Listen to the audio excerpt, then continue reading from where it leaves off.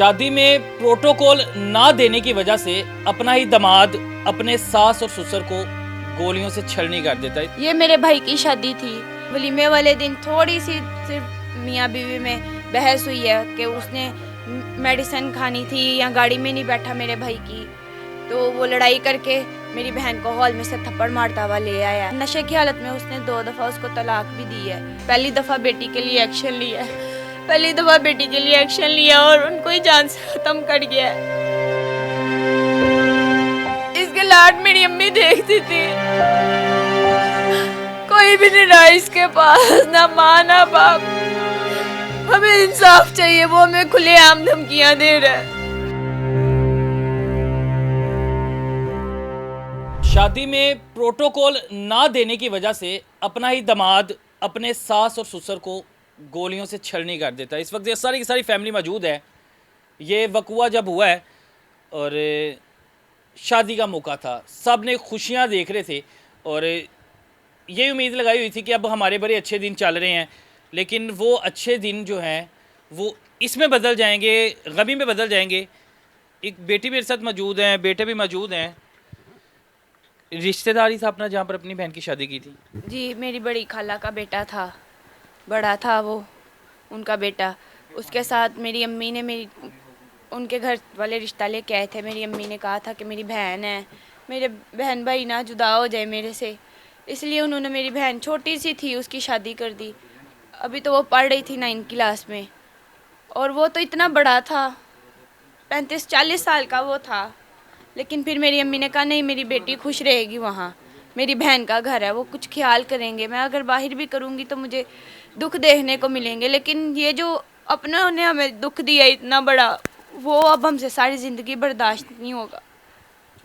Drugs वगैरह भी लेता था बता रहे हैं सारे। ड्रग्स भी लेता था, आइस भी करता था, बहुत नशे किए हैं उसने, बहुत ज़्यादा। बहन के साथ मारपीट भी करता था इससे पहले। बहुत मारता था, कुर्सियाँ उठा के मारता था, उसका सर फट जाता था।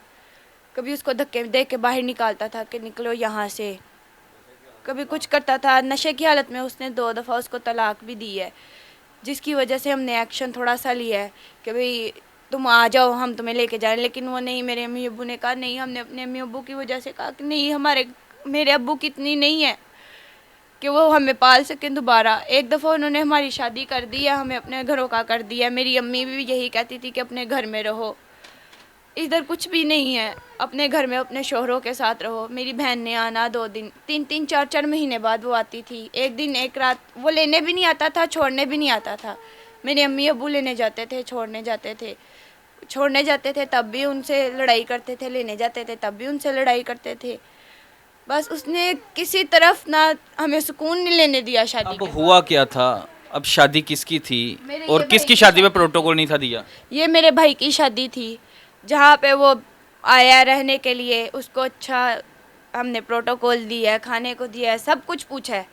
लेकिन वलीमे वाले दिन थोड़ी सी सिर्फ मियाँ बीवी में बहस हुई है कि उसने मेडिसिन खानी थी या गाड़ी में नहीं बैठा मेरे भाई की, तो वो लड़ाई करके मेरी बहन को हॉल में से थप्पड़ मारता हुआ ले आया है। उसको रास्ते में उसने मारा है, उसको मोटरसाइकिल से धक्के दिए हैं। घर आया, घर आके गालियाँ निकाली हैं। मेरे घर वालों ने चुप करवाया, मेरी चाचियों ने उनको गालियाँ दी हैं। मेरी अम्मी को, मेरे अब्बू को गालियाँ दी, मेरे भाइयों को गालियाँ दी। जो जो आ रहा था, इन मेरे भाइयों के दोस्त आ रहे थे, उनको गालियाँ दी कि चले जाओ सारे यहाँ से, मैं किसी को कुछ नहीं समझता, मैं मार दूँगा, मैंने नहीं इसको छोड़ना, मैंने नहीं रखना इसको। बस उसके बाद वो गया है अपने घर। फिर मेरी बहन को लेने आया कि मैंने इसको लेके जाना है। हमने, मेरी अम्मी अब्बू ने कहा नहीं, तुम हमारी बहुत ज़िल्लत कर गए हो, अब नहीं हमने इसको भेजना। हमारी छोटी सी बच्ची को तुमने जो है ज़हनी मरीज़ बना के रखा हुआ है, उसको नहीं हमने भेजना। मेरी अम्मी, मेरे अब्बू, मेरे अम्मी अब्बू ने पहली दफ़ा उसके लिए एक्शन लिया तो वो उनको जान से ही ख़त्म कर गया है। वलीमे वाले दिन? नहीं, वलीमे के कुछ दिन बाद, 15 दिन बाद वलीमे पे वो लड़के गया था, सबसे हाथोपाई की है, मारा। वलीमे वाले दिन वो अपनी पिस्टल नहीं लेके आया था, अगर वो लेके आया होता तो उसने उसी दिन ख़त्म कर देना था हम सबको। वो घर भूल आया था अपनी पिस्टल, दोबारा जब आया वो अपना इंतज़ाम करके आया था। अकेला ही था? अकेला था और साथ मेरे खालू थे। खालू भी साथ थे? खालू भी साथ थे। मेरे अब्बू तड़प रहे थे, मेरे खालू पास खड़े थे, उन्होंने उनको पानी तक नहीं पिलाया। मेरी अम्मी खून में लथपथ थी, किसी ने मेरी अम्मी को नहीं उठाया। मेरी अम्मी का इतना हौसला था, मेरी अम्मी उठी हैं, रिक्शे में बैठी हैं, रिक्शे में बैठ के मेरी अम्मी ने वहाँ के जो है जहाँ उनका कत्ल हुआ है वहाँ मेरी अम्मी ने सबको बयान दिया कि हमारे साथ, मेरे मियाँ के साथ, मेरे साथ ये हो गया, गवार है ना। रिक्शे में बैठी हैं, हॉस्पिटल गई हैं, हॉस्पिटल में खुद उतरी हैं, इमरजेंसी में उतर के गई हैं, खून में थी। मेरे अब्बू तो मौके पे ही फौत हो गए थे, क्योंकि वो शुगर के पेशेंट थे, उनसे बर्दाश्त ही नहीं हुआ कि दिल में एक गोली लगी, 2 टांगों में लगी, मेरी अम्मी के पेट में गोलियां लगी, टांगों में लगी। मेरी अम्मी तो इतनी अच्छी थी, सब उनकी तारीफ़ करते थे। मेरे अब्बू कभी किसी से लड़े नहीं, झगड़े नहीं। पहली दफ़ा बेटी के लिए एक्शन लिया है, पहली दफ़ा बेटी के लिए एक्शन लिया और उनको ही जान से ख़त्म कर गया है। हमारे पास तो कोई भी नहीं रहा, ना माँ रही ना बाप रही, किसको हमने दुख सुनाना है। मेरा भाई ये इतना लाडला मेरी अम्मी का था, इसके लाड मेरी अम्मी देखती थी। कोई भी नहीं रहा इसके पास, ना माँ ना बाप। हमें इंसाफ चाहिए। वो हमें खुलेआम धमकियाँ दे रहा है, खुलेआम धमकियाँ दे रहा है, मुझे फ़ोन कर रहा है बार बार। अभी पुलिस ने पकड़ा नहीं है? नहीं पकड़ा, पुलिस को कह रहे हैं ट्रेसिंग तो फौरन हो जाती है, क्यों नहीं ट्रेसिंग? फोन करके धमकियां लगा रहे हैं। वो धमकियां लगा रहा है, कभी कह रहे तुम्हारे भाई को मार जाऊंगा, कभी कह रहे तुम्हारे हस्बैंड को मार जाऊंगा। मेरे पास रिकॉर्डिंग्स है, मेरे पास सबूत है हर एक चीज़ का कि उसने कब कब किस किस वक्त हमें फ़ोन किया है। मुझे कहता है तुम्हें मार जाऊंगा, तुम्हारे बच्चे मार जाऊंगा, तुम्हारे शोहर को मार जाऊंगा, तुम्हारे भाइयों को मार जाऊंगा, कोई नहीं रहेगा। फिर तुम्हारी बहन को किसने संभालना है?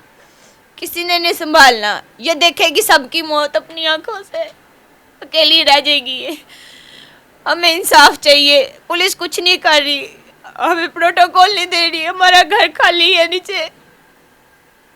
हमारी अम्मी की मैयत इधर से गई है, उधर से उसका फ़ोन आ गया है कि तुम्हारी माँ मर गई है कि जिंदा है। जिंदा है तो उसको को मैं मार जाऊंगा आके। उसको को FIR वापस ले ले जो उसने FIR करवाई है। मेरे खालू भी इस चीज़ में मुलविस हैं। मेरे अंकल जिन्होंने अपने घर फ़ोन करके बुलाया था धोखे से, वो भी घर से बाहर निकले और उनको पीछे से गोलियां मार दी। मेरे अब्बू को भी, मेरी अम्मी को भी। मेरे अब्बू ने बर्दाश्त ही नहीं किया, वो वहीं गिर गए। हमें माँ बाप जैसा प्यार कहीं से भी नहीं मिलना, मेरे भाइयों को नहीं मिलना। माँ से आखिरी बात आपकी क्या हुई थी? मेरी माँ से आखिरी बात यही हुई थी, उन्होंने कहा कि मुझे तुम्हारे पापा किधर हैं। मैंने कहा मेरे अब्बू ठीक हैं, आप ठीक हो जाएं।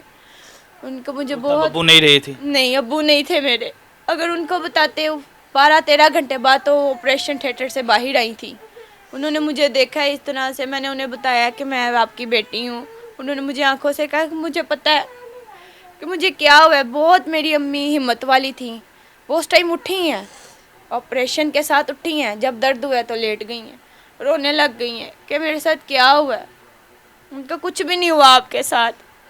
उन्होंने कहा मेरे साथ ऐसे ऐसे हुआ है, मुझे इस तरह किया है। मुझे किसी ने नहीं पूछा। हम उनसे लड़ाई झगड़ा करके नहीं आए थे, हम उन्हें सिर्फ ये कह के आए थे कि हमने अपनी बेटी को नहीं भेजना। और हम इतनी बात किया तो वो आगे से हम उठे हैं हमसे लड़ने के लिए, पर मेरे अब्बू ने कहा कि नहीं, हम यहाँ लड़ाई झगड़ा नहीं करने आए, हम बस ये कहने आए, आपने हमें बुलाया था, हम ये कहने आए हैं कि हमने उसको नहीं भेजना, हमारी बेटी हमारे पे बोझ नहीं है, हम उसको पाल लेंगे। इतनी बात की और मेरे अम्मी अब्बू उधर से उठ के आ गए हैं। आए हैं, वो पीछे से आया है, आधे रास्ते तक वो पहुँचे और पीछे से उनको आके गोलियाँ मारी हैं और बहुत धड़ल्ले से हाथ खड़े करके कह रहा है कि मैंने इनको मार दिया है, मैंने इनको मार दिया है। मेरी अम्मी उठी है, मेरी अम्मी ने उसका वो साफ़ा जो उसने मुंह पे लिया हुआ था वो उतारा। मेरी अम्मी ने देखा उसको कि ये मेरा दामाद है और उनको धक्का दिया, मोटरसाइकिल चलाई और भाग गया। उस दिन के बाद वो हमारे घर के आसपास ही है, लेकिन पुलिस ट्रेसिंग नहीं कर रही। मेरे भाइयों को कुछ हो गया, मेरे शोहर को कुछ हो गया, मेरे बच्चों को कुछ हुआ, मेरी बहन को कुछ हुआ, तो मैं अपने अल्लाह से अब इंसाफ लूँगी। किसी को कुछ नहीं कहना मैंने। अब मुझे समझ नहीं आ रही इंतज़ार किस चीज़ का किया जा रहा है कि पहली 2 जानें जा चुकी हैं, अब किसी और जान जाने का इंतज़ार किया जा रहा है कि वो स्टिल धमकियां दे रहा है, लेकिन पुलिस खामोश तमाशाई बनी हुई है। ट्रेस कर रहे हैं जिस नंबर से भाईजान धमकियां आई हैं वो नंबर ट्रेस करो। किस चीज़ का इंतज़ार करते पे हो? शर्म का मुकाम है कि कानूनी अदारे बनाए इसलिए जाते हैं कि हमें तहफ़्फ़ुज़ देंगे, लेकिन ये वेले बैठ के कुर्सियाँ तोड़ते रहते हैं। कोई अल्फाज नहीं है। मरियम नवाज़, माँ बाप चले गए हैं इनके, ये बच्चों के पास कुछ नहीं बचा। आपके सामने इनकी हालत है। आईजी साहब, ये थाना कौन सा लगता है आपको भाई? ग्वाल मंडी लगता है। ग्वाल मंडी वाले 6 बजे गए हैं, सुबह 8 बजे से बिल्कुल भी नहीं आए। माँ पापा का केस जिनके पास है ना वो अकबरी थाने वाले हैं। क्या कह रहे हैं आप? कुछ भी नहीं कह रहे, बस एक दो मरतबा उन्होंने कुछ किया लेकिन उसके बाद भी अभी तक कोई पकड़ा नहीं गया। तो उनको फ़ोन करके हमने रात को कहा कि वो फैसल हमें इस तरह धमकियां दे रहा है कि मैं आके तुम्हारे भाई को और तुम्हारे बनोई को मार दूंगा। तो मैंने उनको कहा कि हमें सिक्योरिटी चाहिए हमारे घर के बाहर, हम तो नहीं कुछ इस तरह कर सकते ना हम आपको पैसे लगा सकते हैं ना कुछ कर सकते हैं। कुछ पता नहीं, क्या पता फैसल ने उनको पैसे लगाए हों, इसी वजह से फैसल पकड़ाना जा रहा हो। वो हर 10 मिनट बाद आधे घंटे बाद मसलसल फ़ोन करके कही जा रहा है कि मैंने नहीं छोड़ना मैंने नहीं छोड़ा। लेकिन 3 दिन हो गए मर्डर हुए तो अभी तक पकड़ा नहीं गया। वो हालात आपके सामने हैं।